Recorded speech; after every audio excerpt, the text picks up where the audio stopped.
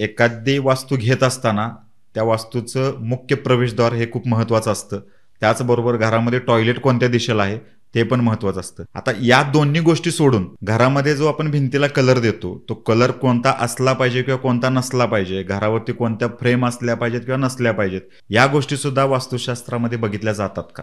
हो, बघा मेजर लोकांना वास्तुदोष कधी चालू होतो माहितीये का, जर तुम्ही स्ट्रक्चरल काही चेंजेस केला असाल. कोणी म्हणतं ना की अरे 10 वर्षापर्यंत काय नव्हतं, आत्ताच्या सडनली काय झालं.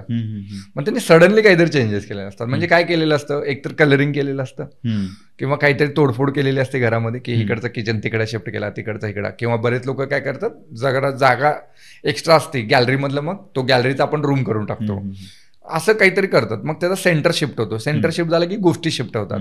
मग त्याचा इम्पॅक्ट पण तुम्हाला बघायला पाहिजे. हे एक गोष्ट. आता शक्यतो बरेच लोक असंही सांगतात की ईशान्येमध्ये बाबा तुम्ही एखादी फ्रेम राहा, पण सगळे फ्रेम तुम्हाला चालतील का, तर नाही चालणार. ठीक आहे, जसं आता लोक काय म्हणतात की घोडे लावा. सर्वात अगोदर तर आपण हे बघायला पाहिजे की ते जे घोडे आपण लावायचा प्रयत्न करतो ते लावल्यानंतर आपल्या लाईफवरती काही इम्पॅक्ट झालाय का, फर्स्ट थिंग.